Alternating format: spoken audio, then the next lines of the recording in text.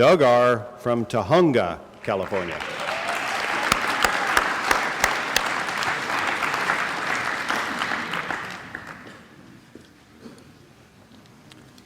Hi, everybody. My name is Doug Rowell, and I am a grateful alcoholic.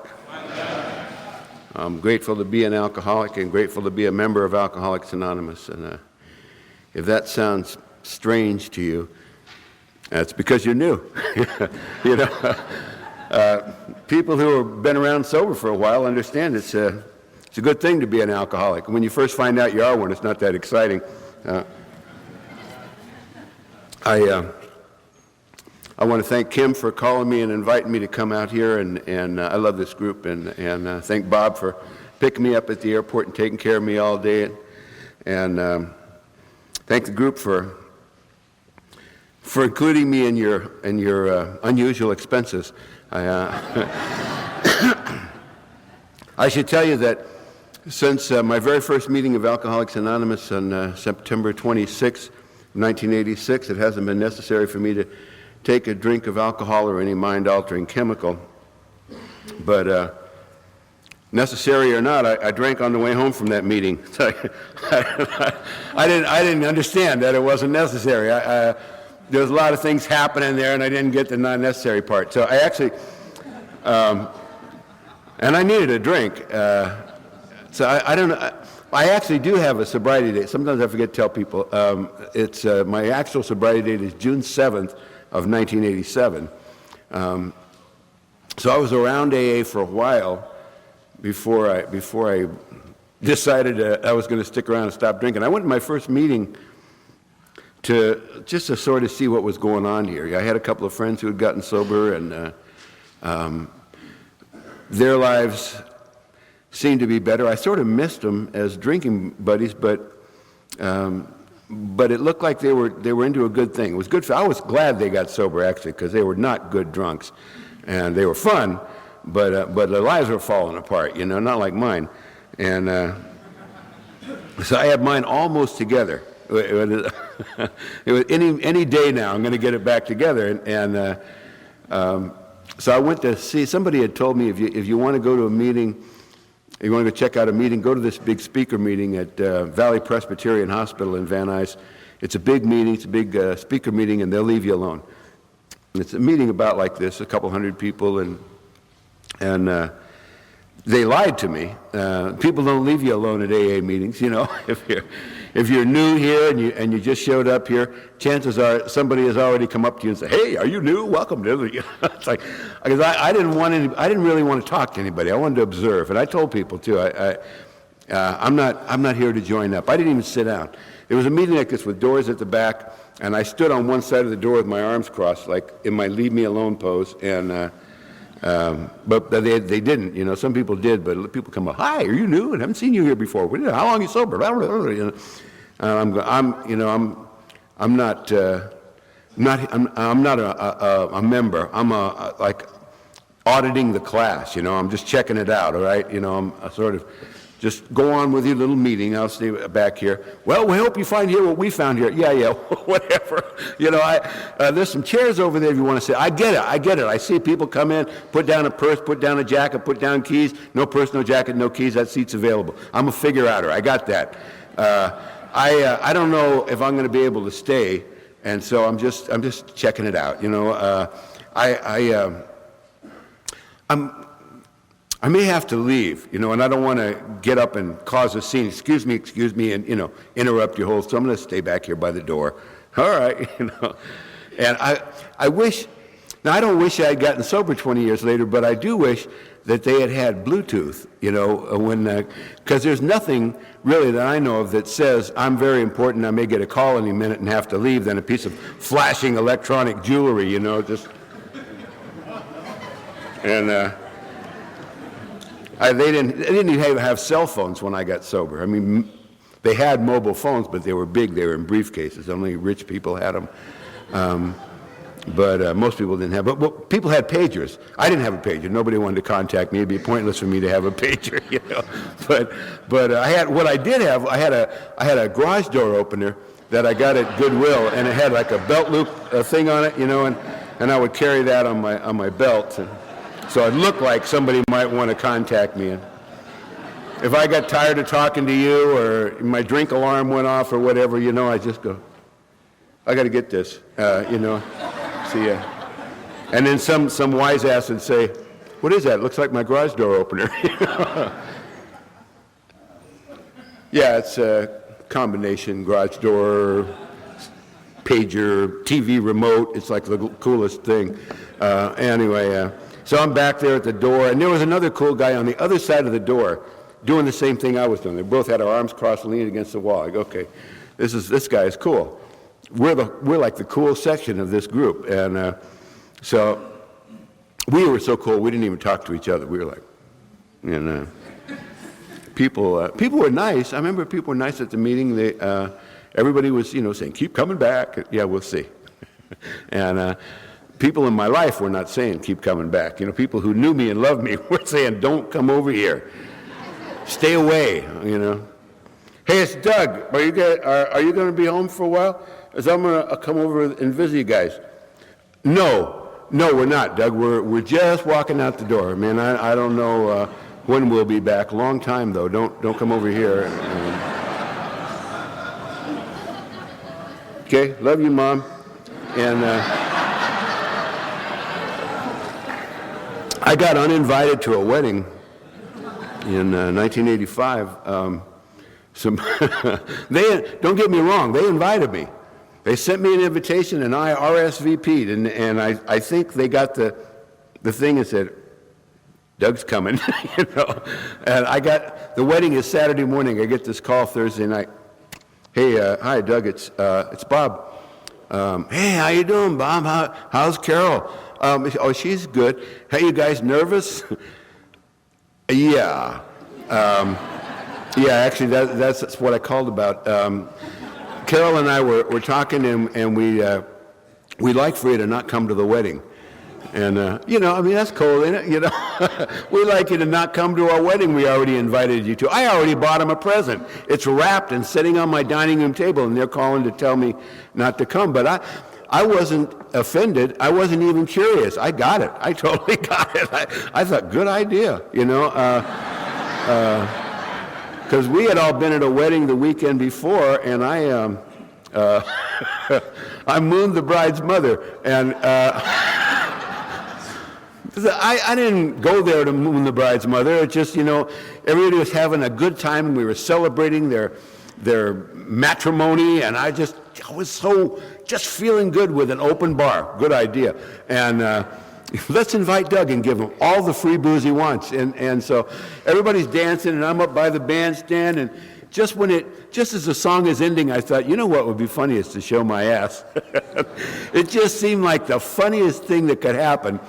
And so as soon as it ba-da-da-da-da-da, and they stopped, and I, hey!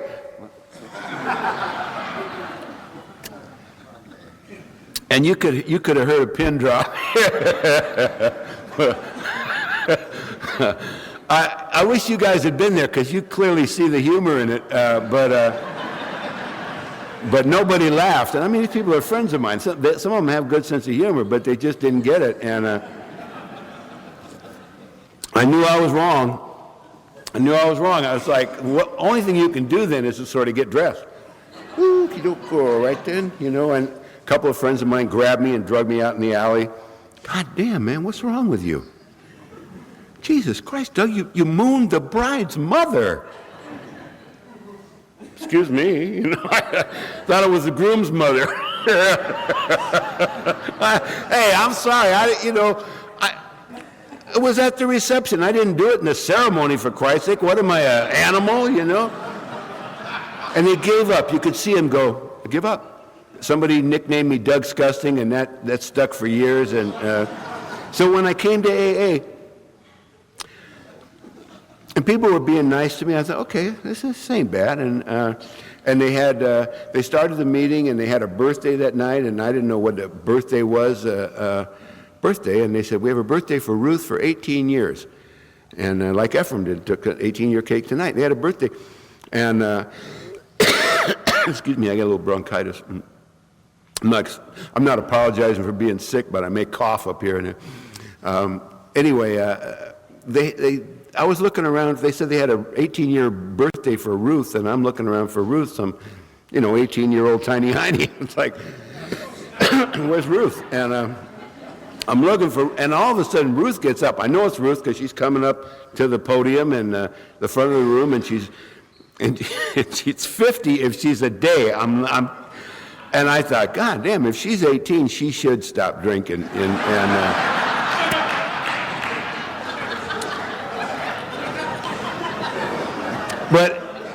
But I had to throw that one away because she obviously wasn't 18, but she looked good. I mean, she didn't look bad. She looked whipped for a teenager, but but she was dressed and coiffed and everything. And 3 younger girls came out with a cake and candles blazing, and everybody started singing just like you guys did. Actually, very much like you guys did. In 4 different keys at the same time, and some of the people were not even committed to the key they started in, and I have a musical background. I was a little put off by this. I thought, all these people here, somebody must be able to. They had a piano on stage. They had a stage thing and a piano on it with a sheet over it. And I thought, somebody here has got to be able to play piano well enough to play Happy Birthday. I could do it, Maybe I should run up and yank that sheet off of there. Hold it, people. Here I come to save the day.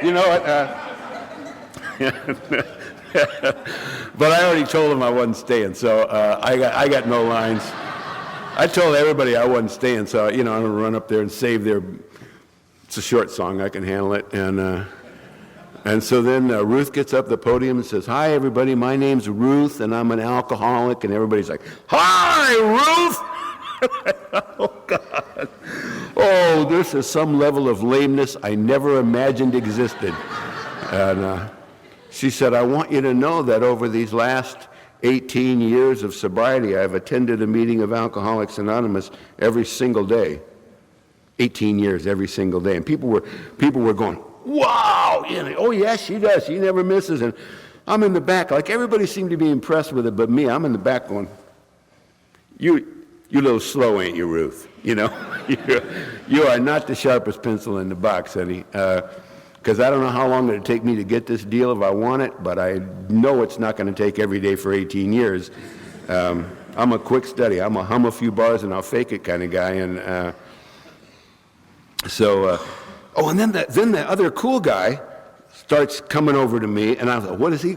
And then I realized he's not cool. He's a member. I don't know why he's back there. I mean, maybe he's got the newcomer catcher commitment or something. But he comes over and he's got his hand out and he says, "Hey, I'll tell you what. You stay sober a year, we'll give you one of them cakes."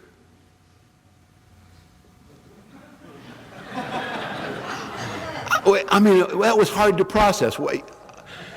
Don't drink for a year, and I get a cake? I knew he meant well, but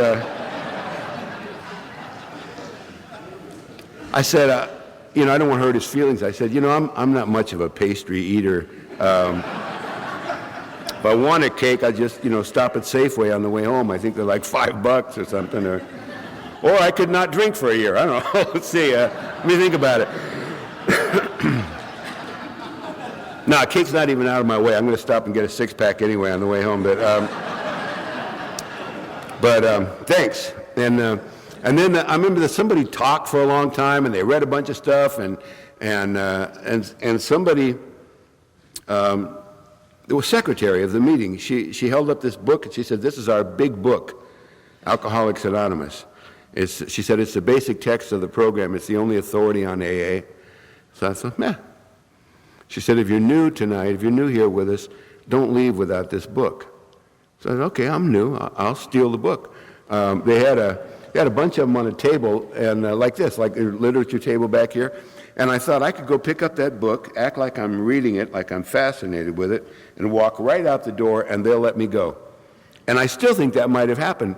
But then she screwed it all up because she said, "If you're new tonight and you're financially embarrassed, we understand that. We want you to have this book.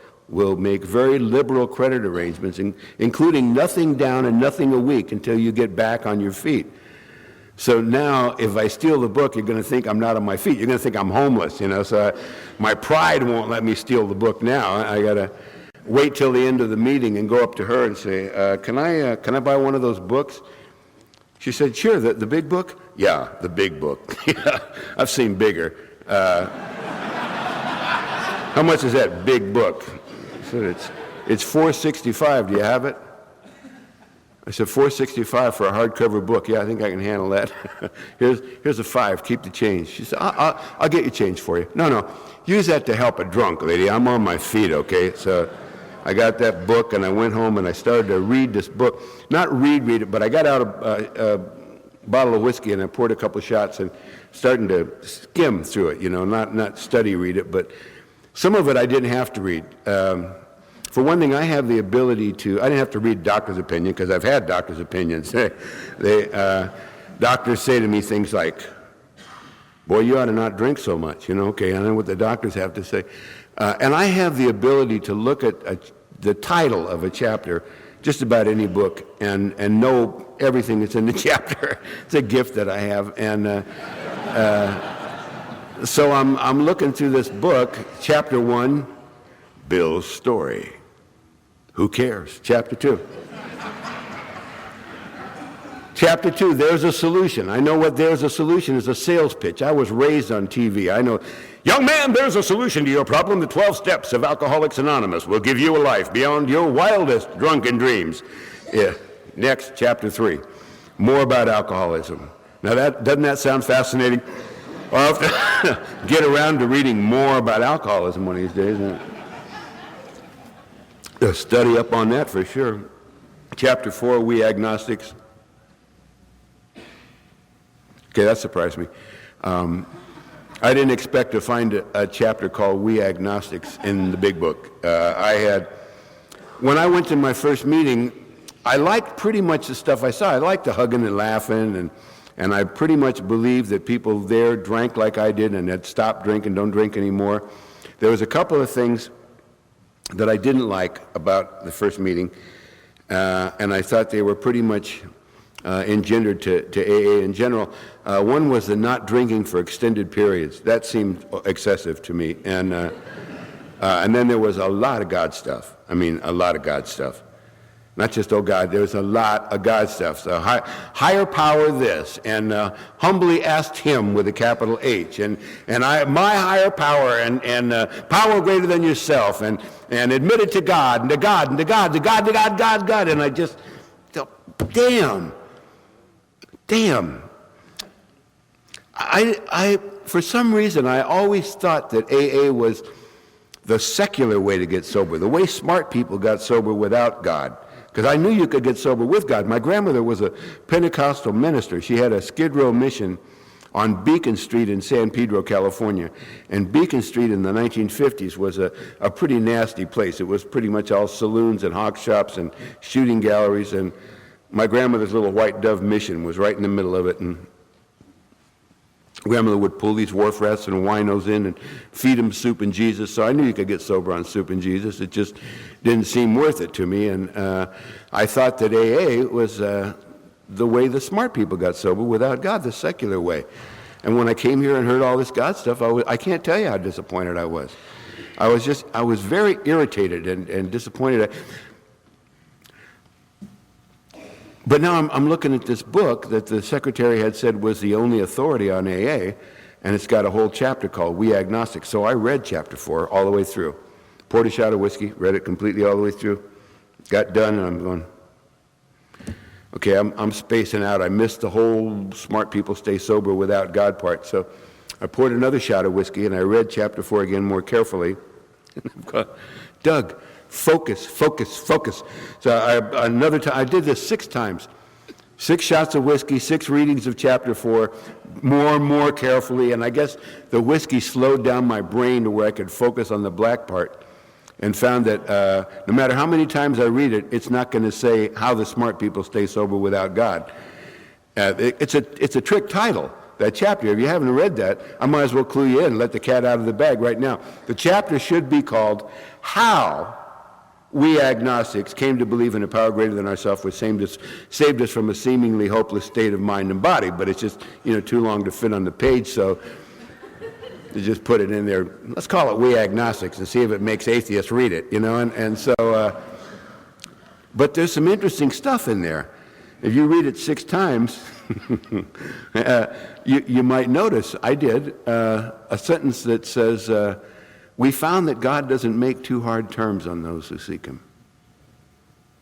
That's pretty simple and clear, to the point, and significant. It's significant to me because I never heard it anyplace else. It seems right. If there's a power that created the universe, probably wouldn't have this kind of ego problem that would demand that you come to him in a certain way. And yet, the reason I was openly hostile to every sect of every religion that I knew about was that it seemed to me that every sect of every religion had certain spiritual hoops you had to jump through before God would even pay attention to you. My grandmother's Pentecostal church, never said to me, Doug, they said my name in less than a syllable. They said, Doug,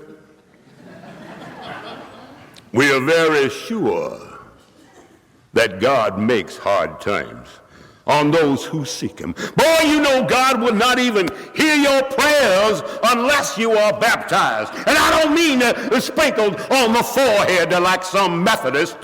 I'm talking about total submersion, son. That's why we got a tank of water for Christ up here. Come on up, son. We're going to soak you down, pull you up, washed in the blood of the Lamb. Praise Jesus. Amen. Somebody get the boy a towel. And, I'm 14. I'm going, they're going to drown me. She told him I touched myself. They're going to send my ass to Jesus tonight. And that's when you start thinking on your feet. You know what? I got brand new jeans on. They're shrink to fit. Next week I'll wear like a wetsuit or something because I'd love to get in that Jesus tank. But if you go, okay, well, all right, the Pentecostals are a little over the top. I'm talking about every sect of every religion that I knew about. My girlfriend was a Catholic. She had to go to confession, communion, confirmation, a bunch of other cons, so she could learn how many Hail Marys and Our Fathers were required to cleanse her soul of the various kinds of sins. You think I'm kidding. Catholics in here, no, I'm not. Various kinds. They got them categorized over there. Venial, menial, cardinal, mortal. Some of them you don't even have to do them. If you think about them, expressway to hell, partner. And think about them? Yep, sorry, that's the way it is. And it's like, that she would do all that stuff. Her whole family would jump through all these hoops that they needed to jump through it. They were happy to do it. It made their life a joy, and they still couldn't talk to God. They talked to God's mom. Hello, Mrs. God, it's Julie. No, don't wake him. Just tell him I love him. Okay, bye. I never understood that. My friend Michael was an Orthodox Jew. And they were, I don't know, it was a strange kind of culture in that house. It was a warm, loving place to go. I'd like to go over and visit their house, but my Michael and his brother had to wear spit curls to school.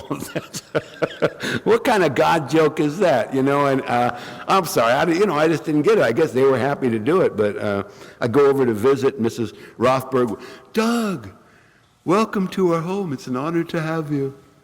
Would you like to join us in some wine and challah? I go, some what? Would you like to join us in some wine and challah? I go, well, I'll have some wine. I'm not much of a pastry eater, and then there were Buddhists and Hindus and Muslims, oh my. And so I just said, at some point in my life, I just said, okay, I'm going to, I looked at religions and I found them interesting and everything. And finally, at one point, I just said, okay, I'm going to put all the religions of the world on that side of the line, and I'll stay over here and make fun of them. And that was my whole program when I got to AA. So, but here was AA, the big book, saying, we found that God doesn't make too hard terms on those who seek him. And it goes on to say, you don't have to accept anybody's concept of God. That's a pretty efficient sentence. You don't have to accept anybody's concept of God. No pressure there. Find one that you're comfortable with. And that seems to be okay with the creator of the universe. I never heard that anyplace else. So I realized that AA was a different kind of thing, and I went back to AA. And I started going to AA regularly, 5 or 6 times a week. And the more I went, the more I fell in love with it. And the more I realized I thought I wasn't going to fit here. I told people I wasn't going to fit. This is very likely the only place I ever fit in my life. And my first 8 months of AA, I didn't have a sponsor. I didn't have a home group. I didn't read the book. I didn't take the steps. I didn't know what a tradition was. I didn't believe in God. I didn't have a commitment, and I was drinking every day. But aside from that, I had a pretty good program, which was keep coming back. That was my whole deal.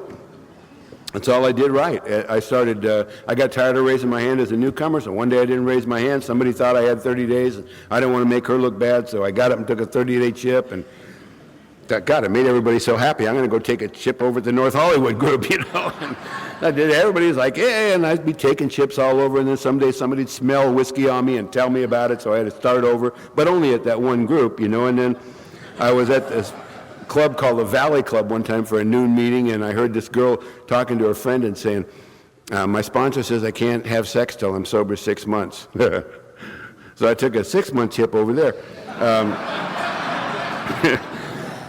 It seemed like a handy thing to have, They're all bogus anyway, and who knows, I might get lucky. I couldn't get lucky. I guarantee you, if I could have got lucky, I would have got lucky. I couldn't have got lucky in a women's prison with a pocket full of pardons, but I wanted that blue chip just in case,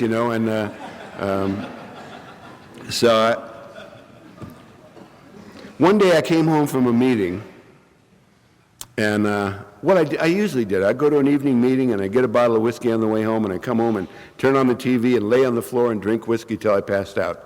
That's what I usually did. And one night I woke up about 3 a.m. It was common.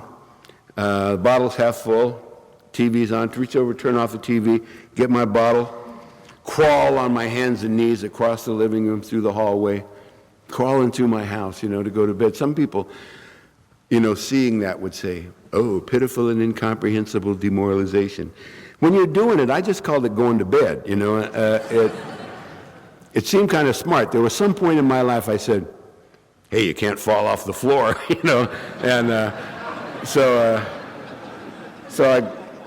But this night I crawled into my bedroom and I stood up to get undressed and I fell. I just lost my balance and fell on my knees next to the bed, and I spilled this whiskey all over the bed and picked up the bottle. There was some left, but I set it in a safe place. There was a lot in the bedspread. So I set the bottle in a safe place and I grabbed the bedspread and I started sucking whiskey out of it with a passion. And a voice in my head said, "Hey, man, that ain't right."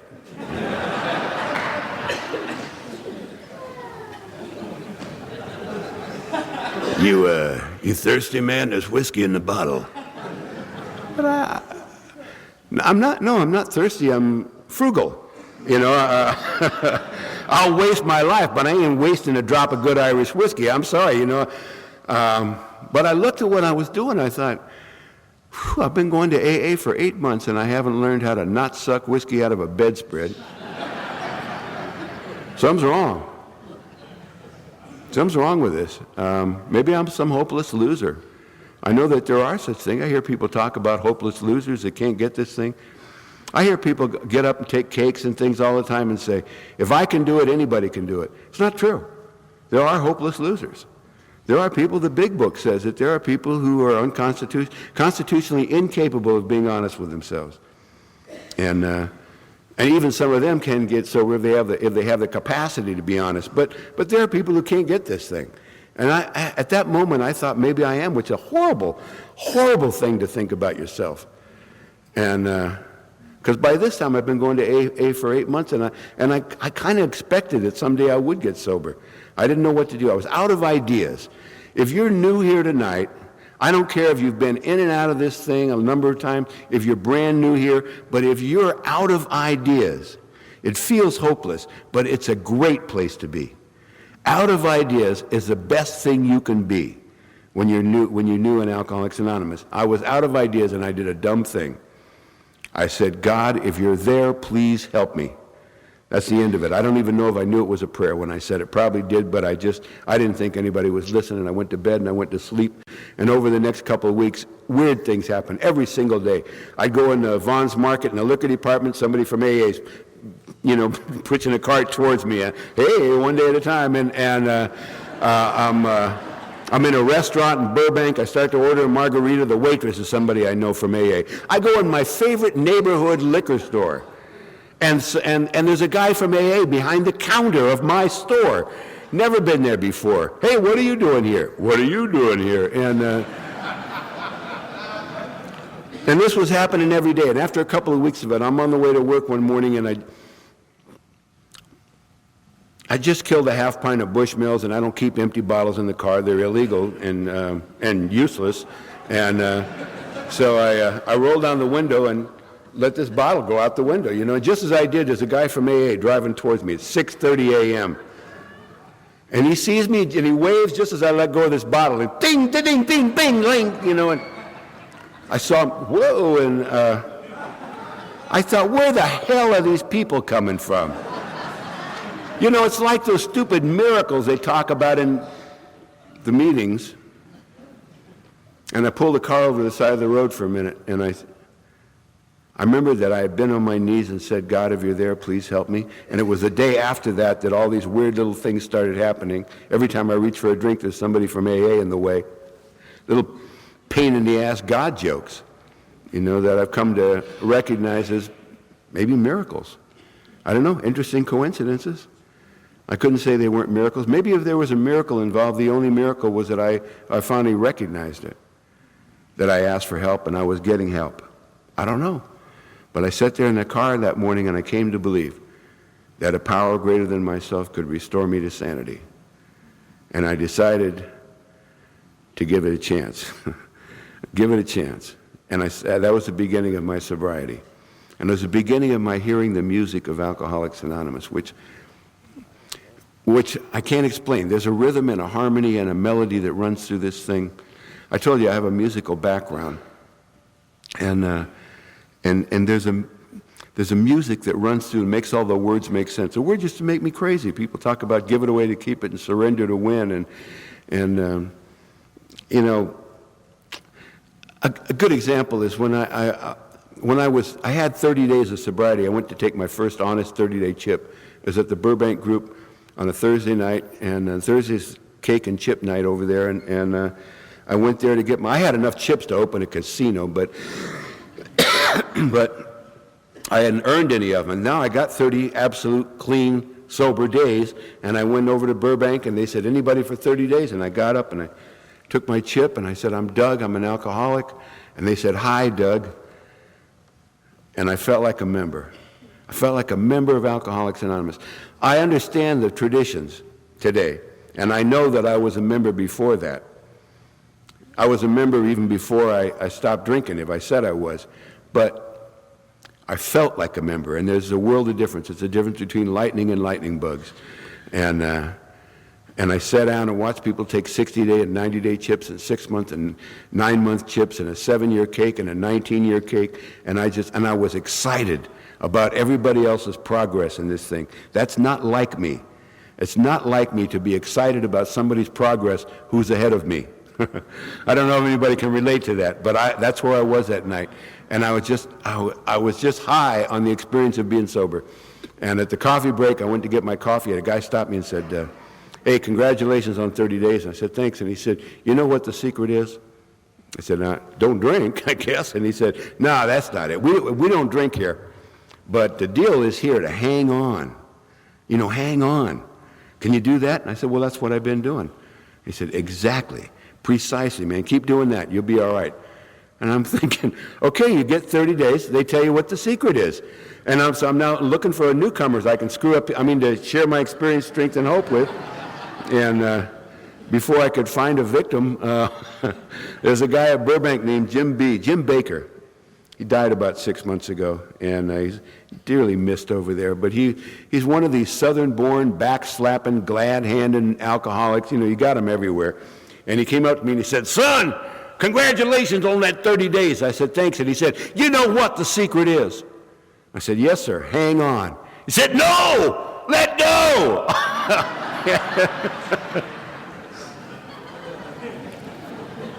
Okay, I get it. I'm hearing the music. The words aren't making me crazy anymore. The guy that said, "Hang on," is talking about stay close, keep coming back, stay in the middle of the herd, they used to say.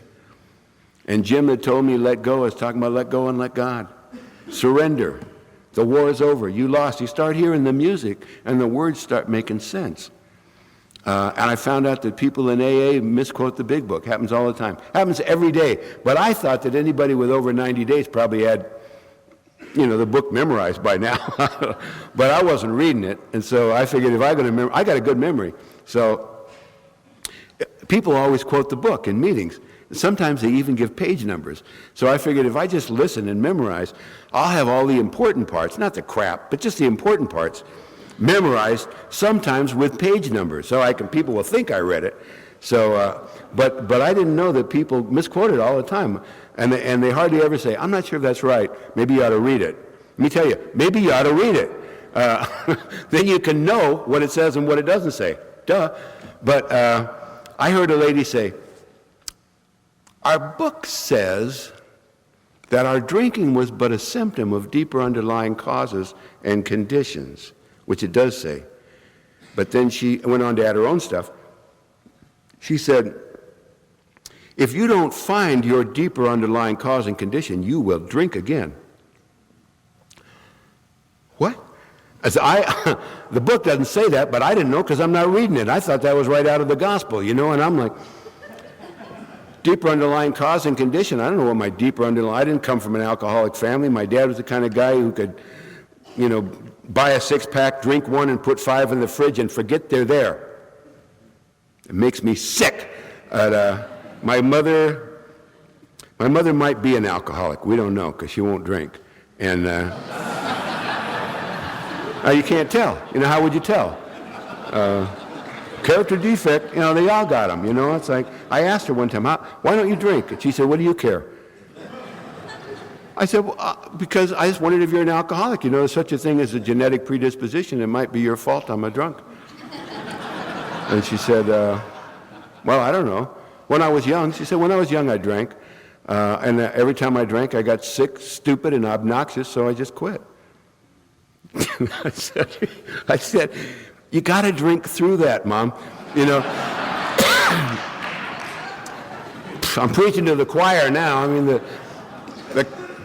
The promised land is beyond the stick, stupid, and obnoxious. But she doesn't get that. She doesn't have the tenacity to make this program, She thinks we like falling down. So I don't know. I was looking for my deeper underlying cause, and I couldn't. I thought, I don't know. When I was 24 years old, I moved from Orange County, California, up to Hollywood to try to make a foothold in the music business, try to start making a living in the music business. And I would meet people, and I would, network, as they say now, and I might end up playing guitar on somebody's album, or, co-writing a song, or singing background, or playing harmonica, getting a kind of a foothold in these people. And then I was living up in Hollywood, and a show came to town called Hair, opened at the Aquarius Theater. It was a Broadway show about hippies, and I was a hippie. So I wanted to see what it was about, and I went to see it, and it was beautiful. I like Broadway shows anyway, but this was like a Broadway show about me, It's like naked people got naked, and they screamed rock and roll, and they, smoked dope on stage, and I'm like, "Oh, this is great, man." And excuse me, one character named Burgess swung on a rope and screamed rock and roll and stripped down to a loincloth, went out and harassed the people in the audience and spare change people, and sex-crazed speed freak, leader of the tribe. I said, "I could do that." So I called the Aquarius Theater the next day. I said, "Hey, I'd like to be in your show." And you couldn't do this today. This is not, the world's different today than it was in 1969, but I called the Aquarius Theater and I said, I want to be in your show, and they said, can you sing? And I said, yeah, I sing my ass off. They said, what's your name? I told them. They said, what are you doing Friday at 1 o'clock? You tell me. They said, get some sheet music and come on down. You got an audition, 1 o'clock at the Aquarius Theater. Cool. So, like Friday morning, I want to really, I know this is a dancing show. I thought, these people are Broadway chorus gypsy dancers, you know. And I don't know, I'm the guy up on the bandstand playing guitar or bass or something and watching people dance. I know what good dancing looks like, but I never tried to do it. And so but I think maybe if I sing good enough, they won't care I can't dance. So, practicing this song, and I broke a string on my guitar. And hippies were like, oh, bad karma, dude. You know, so I went into my roommate's room to see if he had the string I needed, and it was right on his dresser in its little D-string envelope. Good karma, dude. So I picked up the envelope, and underneath the envelope was a little white capsule, which I didn't know what it was. I wonder what this is. Well, because we didn't have a PDR. You pretty much had to swallow test everything, you know. It's a good test. Forget about heavy machinery and motor vehicles, you know. Whatever it does, that's what it does. And if somebody dies, don't eat the green shit. It's really easy. And this turned out to be THC. I love this reaction in an AA meeting. You say THC to woo, woo, woo. The only other place I know you can get this reaction is go to a PTA meeting and hold up a kitten. Did anybody lose a kitten? Oh, you know, we get soft over THC. Oh. If you don't know, it's a synthetic marijuana, and it's a nice little psychedelic. So 45 minutes later, when I got down to the Aquarius Theater, I floated up the steps of that theater. My hair was long over my shoulders, and it just swished when I walked, and had these hip hugger bell bottoms on, bells about that big, and no shirt on. I'm 50 pounds younger, too, by the way, and just a vest with 6 layers of foot-long red, white, and blue leather fringe. And I was a walking wind chime, walking up there, it's like with my sheet music in my hand, and I'm standing back at the theater watching these people audition, and I said, man, those hippies dance, you know. They can dance, and then, oh, listen to that gal sing. Oh, man, they're good. And I almost forgot what I was there for, and somebody said, Doug Rowell, is Doug Rowell here? Said, yeah. So I went down, I went up on stage, and I handed the sheet music to the piano player, and he opens it. Big grin, he looks up and he starts to play.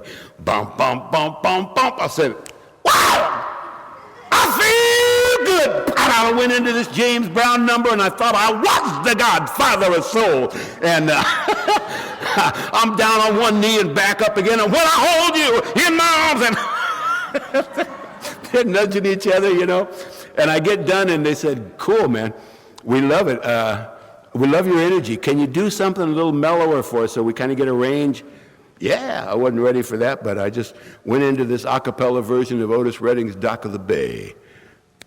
I made myself cry. Piano player picked it up, and we were right in the pocket, you know, and I see them nudging each other. This kid sings, and I got done, and they said, cool, man, great, love you. We just got to see a dance.